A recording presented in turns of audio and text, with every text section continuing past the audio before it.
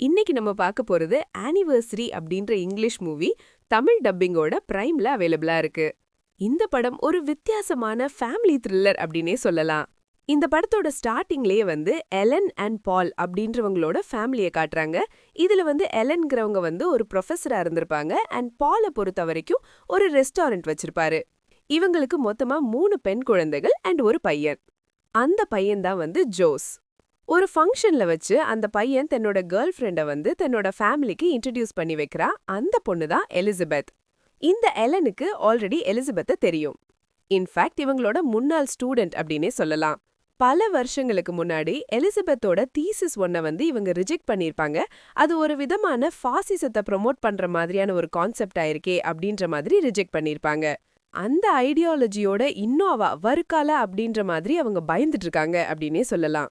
ஃபேமிலில அந்த பொண்ணு வந்ததுக்கு அப்புறம் என்ன மாதிரியான சம்பவங்கள் நடக்குது, டுவர்ட்ஸ் தி எண்ட் என்ன ஆகுது அப்படின்றது தான் இந்த படத்தோட கதை. ஒரு நார்மலான ஃபேமிலி த்ரில்லர் அப்படின்ற மாதிரி தான் இந்த படம் தொடங்குது. போக போக ஒரு இன்ட்ரெஸ்டிங்கான ஒரு சோஷியோ பொலிட்டிக்கல் த்ரில்லரா இந்த கதை மாறுது அப்படின்னே சொல்லலாம். அதுலயும் இவங்க சொல்லியிருக்கக்கூடிய அந்த கான்செப்ட் ஒரு வித்தியாசமான ஃபாசிசம் கலந்த ஒரு ஐடியாலஜியை சொல்லியிருப்பாங்க. அந்த ஐடியாலஜில ஊறி போன ஒரு எக்ஸ்ட்ரீமிஸ்ட் ஒரு குடும்பத்துக்குள்ள நுழையிற அப்படின்னும் போது குடும்பத்துக்கு என்ன ஆகும் அப்படின்றது ஒரு இன்ட்ரெஸ்டிங்கான விஷயமா இருந்துச்சு அப்படின்னே சொல்லலாம்.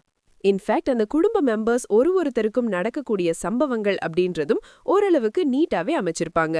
அதே மாதிரி டுவர்ட்ஸ் தி எண்ட் அந்த கிளைமேக்ஸை சுத்தி நடக்கக்கூடிய அந்த சம்பவங்கள் அப்படின்றது பயங்கர பரபரப்பாவே இருந்துச்சு. ஆக்சுவலா இதுல இவங்க காட்டியிருக்கக்கூடிய அந்த டிஸ்டோபியன் யூனிவர்ஸ் அப்படின்றது இந்த உலகம் எதை நோக்கி போகுது அப்படின்றத சிம்பாலிக்கா ரெப்ரசென்ட் பண்ற மாதிரி தான் இருந்துச்சு. சோ ஒரு டெமோக்ரஸிக்கான ஒரு வேக்கப் கால் அப்படின்ற மாதிரி தான் இதை பிளான் பண்ணிருக்காங்க. ஓவரால் ஒரு இன்ட்ரெஸ்டிங்கான கான்செப்ட் அப்படின்னே சொல்லுவேன். பட் கண்டிப்பா பேஸ் அப்படின்றது பெட்டரா இருந்திருக்கலாம். அதே மாதிரி இதுல இருக்கக்கூடிய ஒரு சிலரோட பர்சனல் லைஃப் ப்ராப்ளம்ஸ் அப்படின்றதும் இன்னும் கொஞ்சம் பெட்டரா இந்த கதைக்கு கான்ட்ரிபியூட் பண்ற மாதிரி லிங்க் பண்ணியிருந்திருக்கலாம். உதாரணத்துக்கு சிந்தியாவோட இஷ்யூவா இருக்கட்டும் அண்ட் பர்ட்டியோட இஷ்யூவா இருக்கட்டும், இது எல்லாமே இன்னும் கொஞ்சம் இம்பாக்ட்ஃபுல்லா இருந்திருக்கலாம். பட் ஓவரால் என்ன பொறுத்த வரைக்கும் ஒரு வித்தியாசமான படம், கண்டிப்பா ட்ரை பண்ணி பார்க்கலாம். என்னோட ரேட்டிங் 3.1 அவுட் ஆஃப் 5. அடல்ட் கண்டென்ட்டை பொறுத்த வரைக்கும் மைல்டா லிப் பிளாக் சீன்ஸ் இருக்குமே தவிர மத்தபடி பார்க்கலாம்.